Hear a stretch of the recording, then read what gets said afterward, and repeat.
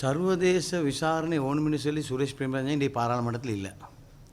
சிவாஜிலிங்கம் மாகாண சபையில் தான் இருக்கார், பாராளுமன்றத்தில் இல்லை. இப்போ இவங்களுக்குள்ள தமிழ் மக்களுக்குள்ள அந்த பாப்புலாரிட்டிக்கு சொல்கிறே அல்லாமல் இதால் இது நடக்க போகிறது இல்லை. ஏன்னு சொன்னால் இன்றைக்கு இலங்கையோட முழு யூஎனும் கோஆப்ரேட் பண்ணுது. இலங்கை கேட்ட எல்லா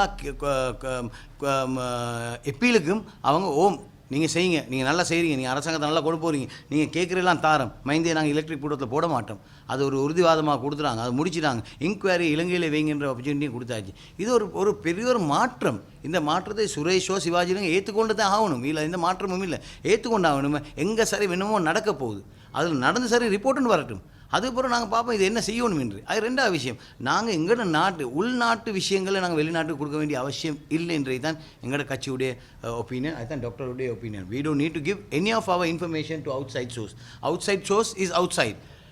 Our thing is an internal issue, and let this internal issue be solved by the Sri Lankan government itself by putting independent people who can do. Now we have seen international community kulla, we have seen several inquiries being done by Sri Lankans abroad.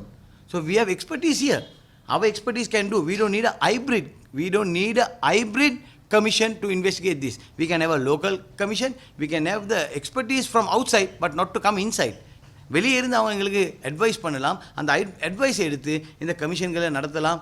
சாதாரணமாக நடக்கும். ரெண்டு போத்துக்கும் எந்த பிரச்சனையும் இல்லாமல், ரெண்டு போத்தாலையும் அநியாயம் நடந்துக்கு, எல்டிடியாலையும் அநியாயம் நடந்துக்கு, அரசாங்கத்தால் அநியாயம், ரெண்டு அநியாயத்தையும் ஒழுங்கான ஒரு இன்கொயரி, லோக்கல் இன்கொயரின்னு வச்சு எடுத்துட்டு அதில் திருப்தி இல்லாட்டி மற்ற நாங்கள் பார்க்கலாம். Second stand we can go if that is not satisfactory.